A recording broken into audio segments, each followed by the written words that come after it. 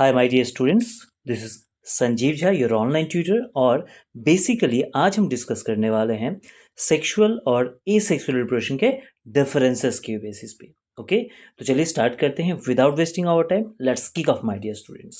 तो चलिए हम जानते हैं कि सेक्सुअल रिप्रोडक्शन को बाई पैरेंटल सेक्सुअल रिप्रोडक्शन को हम क्या कहते हैं बच्चों? बाई पैरेंटल कहते हैं। क्यों? क्योंकि दो पेरेंट्स की जरूरत पड़ती है सेक्सुअल रिप्रोडक्शन के लिए।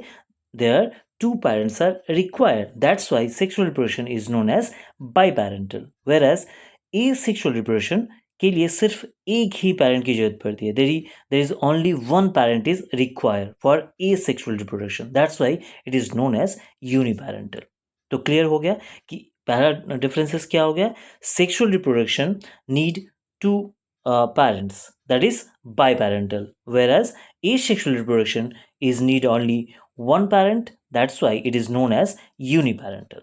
क्लियर बच्चों?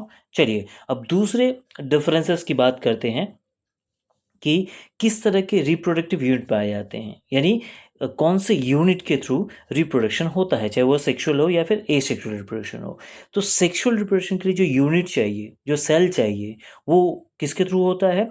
वो होता है गैमेट्स के थ्रू। यस बच्चों, सही सुना आपने। Reproduction I mean sexual reproduction take place by the gametes, whereas the asexual reproduction is occur by the somatic cell or the spore, यानी somatic cell या spore वो reproductive unit है asexual reproduction का, जबकि sexual reproduction का unit क्या है? reproductive unit जिसे हम गैमेट कहते हैं। क्लियर हो गया? यानी गैमेट वो रिप्रोडक्टिव यूनिट है सेक्सुअल रिप्रोडक्शन का, जबकि सोमैटिक सेल या स्पोर रिप्रोडक्टिव यूनिट है एसेक्सुअल रिप्रोडक्शन का। क्लियर? चलिए अब आगे बढ़ते हैं कि स्पोर जो होता अभी हमने पढ़ा था, तो चलिए सेक्सुअल रिप्रोडक्शन की बात कर लेते हैं। सेक्सुअल रिप्रोडक्शन में क्या होता है बच्चों? जो अभी पढ़ा था, रिप्रोडक्टिव यूनिट क्या होता है? गैमेट्स। अब गैमेट्स दो तरह के होते हैं, एक मेल गैमेट और दूसरा फीमेल गैमेट।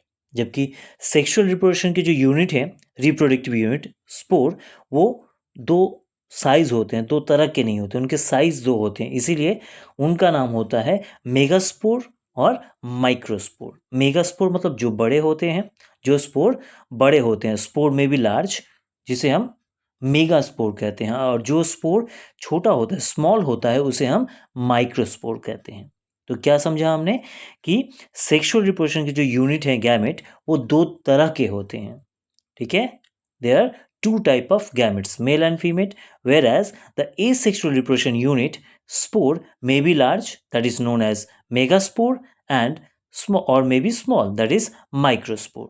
तो ये था तीसरा differences between sexual and asexual reproduction. I hope आपको ये डिफरेंसेस समझ आ रहे होंगे। अब आगे बढ़ते हैं कि fusion of gametes, right? Sexual reproduction में क्या होता है? वो जो मेल एंड फीमेल गैमेट्स है उनका फ्यूजन होता है। यानी फ्यूजन मतलब क्या होता है? दो चीज जब एक हो जाते हैं, मिलके जब एक हो जाता है, तो उसको हम फ्यूजन कहते हैं, राइट? तो सेक्सुअल रिप्रोडक्शन में मेल और फीमेल गैमेट का फ्यूजन होता है, जिसे हम फर्टिलाइजेशन कहते हैं। ठीक है? तो फर्टिलाइजेशन ये एक प्रोसेस है जिसमें male and female gamete fuse हो जाते हैं। ठीक है?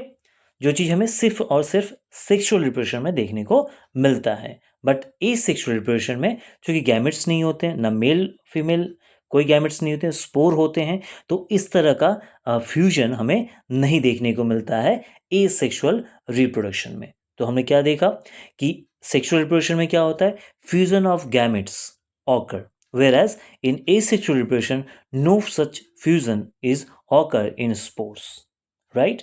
चलिए अब आगे बढ़ते हैं कि किस तरह के सेल डिवीजन होते हैं, राइट? ये सोमैटिक सेल या फिर गैमेट्स, ये भी तो एक तरह का सेल ही है, राइट? तो इनमें किस तरह का हमें डिवीजन देखने को मिलता है, इसके ऊपर नेक्स्ट डिफरेंसेस है कि sexual reproduction, gametes of sexual reproduction are produced by meiosis cell division. यानी सेक्सुअल रिप्रोडक्शन में किस तरह के सेल डिवीजन हमें देखने को मिलता है? मियोसिस। यस बच्चों, मियोसिस सेल डिवीजन हमें देखने को मिलता है, जबकि एसेक्सुअल रिप्रोडक्शन हमें किस में देखने को मिलता है? Mitosis, right.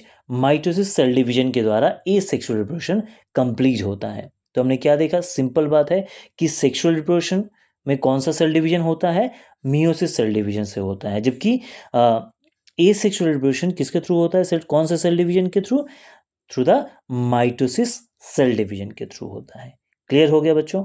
चलिए आगे बढ़ते हैं कि सेक्सुअल रिप्रोडक्शन जो होता है वो हायर प्लांट और एनिमल में देखने को मिलते हैं, जबकि asexual reproduction higher plant नहीं बल्कि लोअर एनिमल और प्लांट में देखने को मिलते हैं हमें। इसके बारे में हम डिटेल में बाद में डिस्कस करेंगे। आगे हम पढ़ लेते हैं कि नेचर ऑफ ऑफस्प्रिंग, इसकी बेसिस पे किस तरह से सेक्सुअल और ए सेक्सुअल रिप्रोडक्शन को डिफरेंसेस किया गया है। ऑफस्प्रिंग मतलब the individual reproduced by the parents, okay, चाहे आप इन्फेंट कह लीजिए, बेबी कह लीजिए, एक ही बात है। तो offspring are generally different from parent by mixing of genes, right. यानी सेक्सुअल रिप्रोडक्शन में क्या होता है बच्चों कि ऑफस्प्रिंग जनरली क्या होते हैं, डिफरेंट होते हैं अपने पेरेंट्स से। क्योंकि क्यों, आपने देखा था एक स्टार्ट में हमने पढ़ा था कि सेक्सुअल रिप्रोडक्शन के लिए दो पेरेंट की जरूरत पड़ती है, राइट। तो उनके जो जीन होते हैं, एक पेरेंट से, एक मेल होता है, एक मेल मतलब फादर से आता है, जबकि फीमेल उसके मम्मी से आता है। तो दो अलग अलग जीन से ऑफस्प्रिंग में वो दो कैरेक्टर पाए जाते हैं, डिफरेंट होते हैं इसीलिए। ठीक है, क्या कहा मैंने, समझ में आया क्लियर, कि offspring are generally different from parent in a sexual reproduction. यानी सेक्सुअल रिप्रोडक्शन के थ्रू जो ऑफस्प्रिंग प्रोड्यूस होते हैं वो अपने पेरेंट्स से डिफर होते हैं। क्यों डिफर होते हैं, क्योंकि जीन मिक्स होता है ना, एक मदर्स और एक फादर, दो जीन उसके अंदर आते हैं, जिसकी वजह से क्या होता है, न्यू वेरिएशन देखने को मिलता है सेक्सुअल रिप्रोडक्शन के थ्रू द्वारा, और development that may result in the evolution, यानी इवोल्यूशन में भी हेल्प करता है।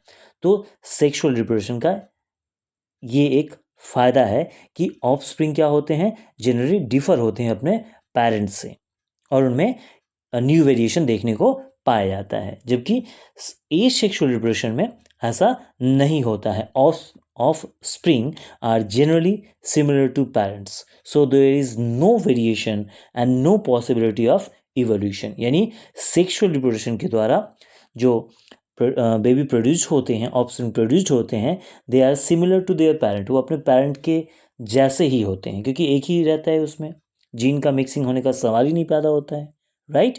तो उनमें वेरिएशन भी देखने को नहीं मिलते हैं, और जहाँ वेरिएशन नहीं देखने को मिलता है वहाँ भी एवोल्यूशन की कोई पॉसिबिलिटी नहीं है बच्चों, राइट। तो ये थे कुछ important differences between sexual and asexual reproduction. I hope आपको ये सारे डिफरेंसेस मैं क्लियर कर पाया हूँगा, ठीक है बच्चों। और फिर भी अगर आपको कोई डिफरेंसेस में कोई डाउट लग रहा है या आप कुछ नए टॉपिक जानना चाहते हैं तो आप इनबॉक्स करिए, I can definitely help you. और हाँ, कैसा लगा मेरा वीडियो ये कमेंट करना मत भूलिए, ओके बच्चों। तो चलिए मिलते हैं अगले वीडियो में, तब तक के लिए बाय बच्चों, thanks for watching, take care, bye.